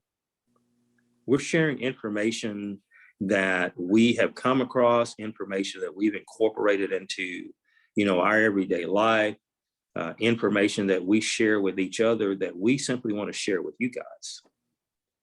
You know, we're not experts by any means of the imagination. That's one of the reasons I like questions, is the questions prompt me to question myself and go deeper and reanalyze decisions that I've made. And usually your questions are different than the ones that I ask. And I wonder to myself, why didn't I ask that question? So this is meant to be interactive. This is meant to be an educational or learning cell. So please don't inhibit yourself in any way. I mean, if you have something to share, you think, oh, that would be a crazy question. There are stupid questions, but I'm betting none of you have them. For real. And I believe that. So, you know, hopefully you're gaining something from this, but I'm hoping that it lights, you know, turns on the light in you, that it makes you seek even more than what we're giving you. And that'll help us. Yeah, I believe it. I believe that it will too. And I think in conjunction with the types of things that we're going to put online, I would like to see, and maybe I'll try to work on this just as one item, is to show people the savings in you going and spending money on a daily basis for your snacks and lunch during your work hour, and compare that to the cost of making a sandwich or making your own salad and taking it to work. So you can get a week's worth of lunch from a loaf of bread. And I haven't done the cost yet, but I think if you are spending, and I'm gonna just use this as an example, $10 a day on your lunch and snack, and that includes your coffee, but you don't get the $5 Starbucks, the $1.50 one from the carryout, from the local carryout, or you know, or what you might be putting in the coffee jar at work where they provide free coffee and just ask you for some change so that they can keep that going. Just to show you on a piece of paper what that savings looks like. Because what you're then doing, what my hope is that you will then be finding yourself in a posture where you're going to work towards an obtainable goal. And that is to stop spending that $10 a day, which is $50 a week, which is $200 a month, which is $2,400 a year that you are saving by not spending that $10 because you determined that you could fix your lunch going to the store a week and it's only going to cost you $2. So Yeah, and that's a big deal. It is. $2,400 a year, you could go almost to anybody that I know and say, here's $2,400. Right. And they are overjoyed. Right. And imagine you do that for 5 years. Exactly. Right. Now You got all of a sudden, that $12,000. $2,500, that just, if it was just $2,000 a year that you were saying, well, now what is this? You look up Right. and you've got more money that you can then plan what is it that you're going to do. And I do want to mention this while we're at it, because it was mentioned a couple of times, about us getting out of debt in order to prepare ourselves to go to Hajj. Is keep this in mind. Even if you make that plan that you're going to go to Hajj in 4 or 5 years, whatever it might be, Allah subhanahu wa ta'ala is going to reward you for the intent. Yes. So even if you never get there, you're going to receive the blessing because you intended to do it. And He knows what is in our hearts, that this is what you were working towards. And I made, when I went to Hajj in the 90s, I made the decision because prior to that, there was once a year, my wife and I mean, for years, we would always take a vacation in October and go to some island on some cruise. And I had to come to the realization, I said, wait a minute. If I can afford to do that every single year, year in and year out, how come I'm not going to Hajj? If I, so obviously if I could afford to go on a vacation, I could afford to go on Hajj in Saudi Arabia. But I'm saying these things to us because I would submit to any one of you that these are the type of mind games that we need to continue to play with ourselves in order for us to recognize that we need to be in a new day. And once we recognize that, that's going to give us that new goal that will be obtainable for us because we're not carrying all this old baggage behind us. So I certainly appreciate being on these calls with all of you. And we only hope that this will get better. I would encourage any one of you to, bring a friend, the next time. And, I've mentioned this before, but I'll say it again, keep coming back because it works.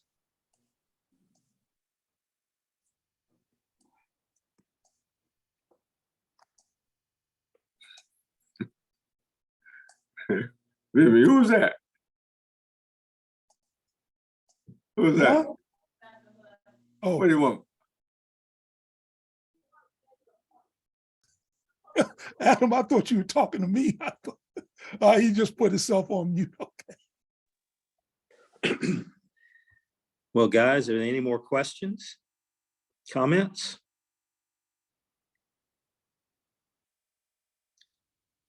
Edward, for my benefit, and I know you've mentioned this more than once, what was that 1720 thing you were talking about? That was the South Sea bubble. Okay, wait a minute. It was So- one of several financial boondoggles that happened in the 17 and 1800s Okay, that almost bankrupted the entire European continent. okay. That was one of them. There was one that had to do with tulips, Okay, or tulips. Tulips were valued. Tulips were more valuable than gold. right. Tulips I've heard of, right? Okay, yeah, Yeah. okay, And okay, it just became such a craze that, people were killing themselves over tulips and the seeds form, and mhm, it was madness. And okay, it was, it was all herd mentality, Right. and we've seen that happen over and over again, right, where individuals, and this is kind of what I wanted to say earlier, and it kind of slipped my mind. Our life has to be purposeful. mhm, yes, Your life cannot just be wandering through time, allowing things to happen to you. Your life has to have purpose. And every day, even the way you sleep has to have purpose. That you know yourself well enough to know that, be it top performance, I've got to get 7 hours of sleep. And these type things. And that when you get up in the morning, there are certain things that you have to accomplish, beginning with Salat, and on through your day. Your days, your weeks, your months, your years have to be filled with purpose, that you're moving towards something of value, something that is attainable, and that you don't get swerved from that path by willy-nilly things, by the latest craze and all these things. That your life is more important than that, and that you do things to deal with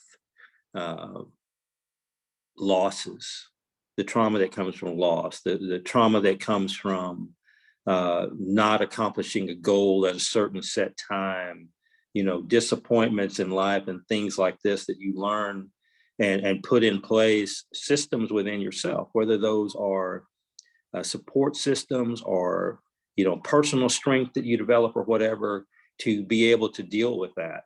I mean, those of us that are Muslims, and I think there's probably only Muslims still on the line, those of us that are Muslims, we're blessed, because we have the Quran, which basically details almost everything that we need to be able to deal with the ups and downs of life. Teaches us how to deal with those things, teaches us how to relieve ourselves from the stress, and even how not to get overexcited, over exuberant about some gain and all these type things, right? And we have the Sunnah of the Prophet and the way that he lived and the way he dealt with those things as an example for us. So we have a little bit of a psychological advantage in that if we apply it. But this is, everybody can get that, and it doesn't have to come under the banner of Al-Islam. It can come under, this is something that simply can be transferred from one individual, taught from one individual to another. And this is a great opportunity for us to be able to share, much of this, as much of it as we're gifted to have and to understand, to share it with people. And that, just the whole thing about purpose. Why are we here? Why are you here individually? What is your purpose? Define what that is for yourself and be about it.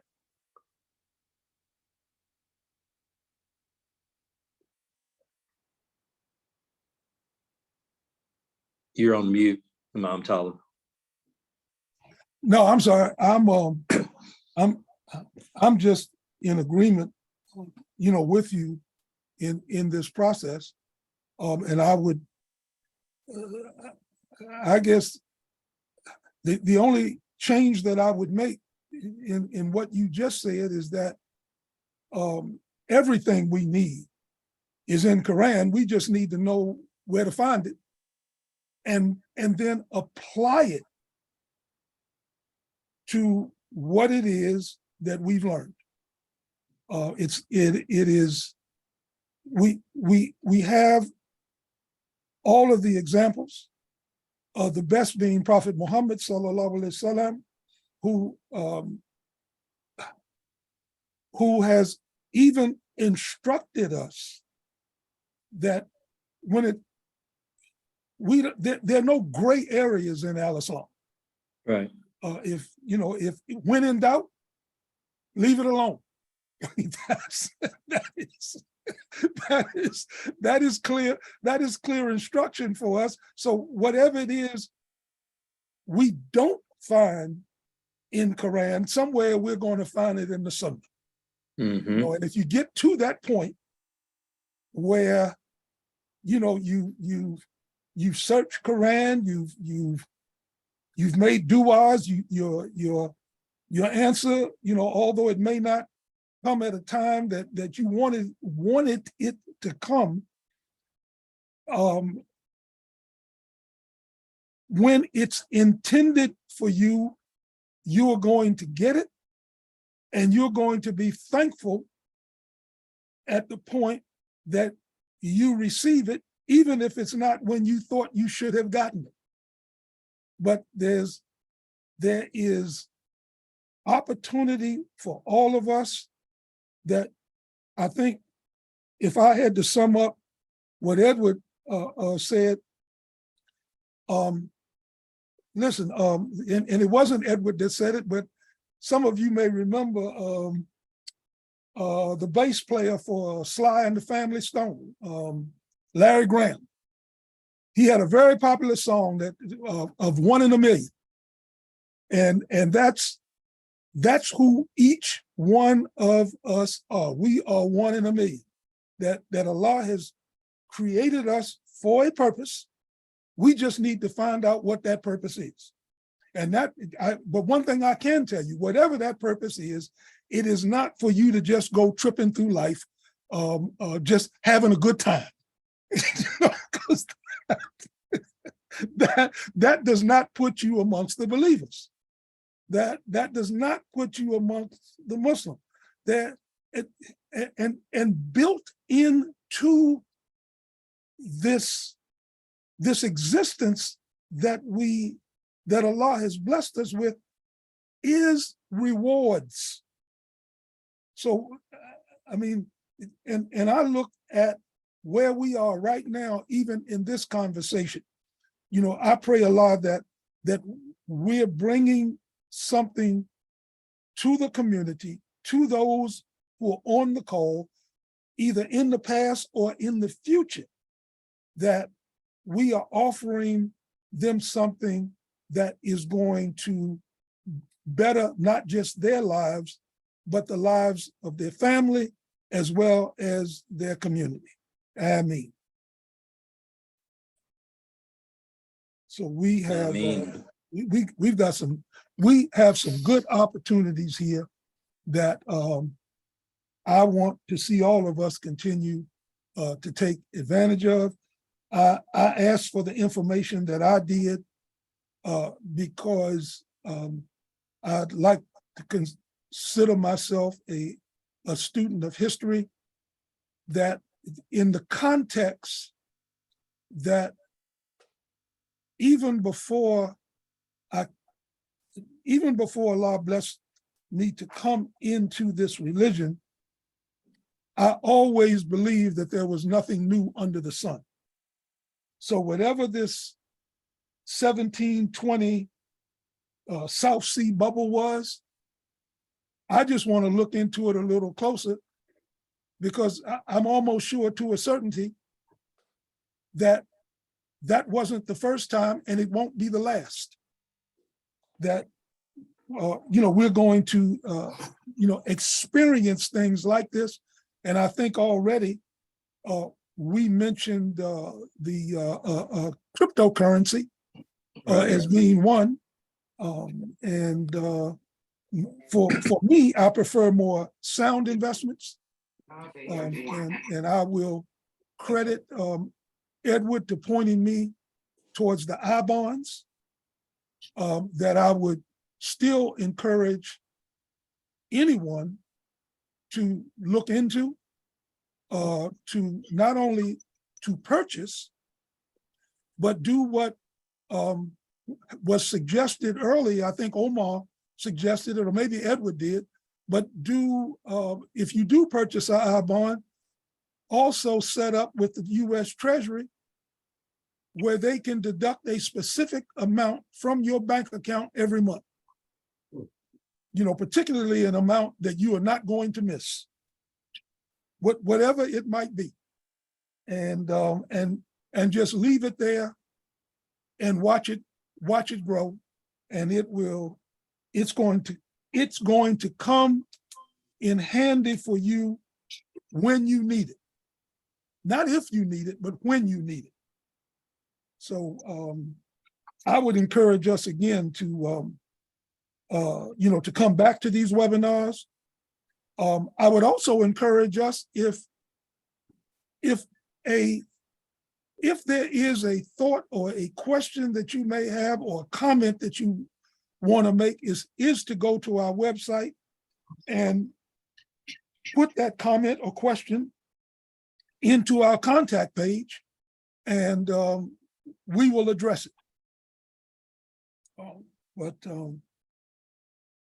We are here to serve the community, and those of you who have attended, are attending, or will attend in the future.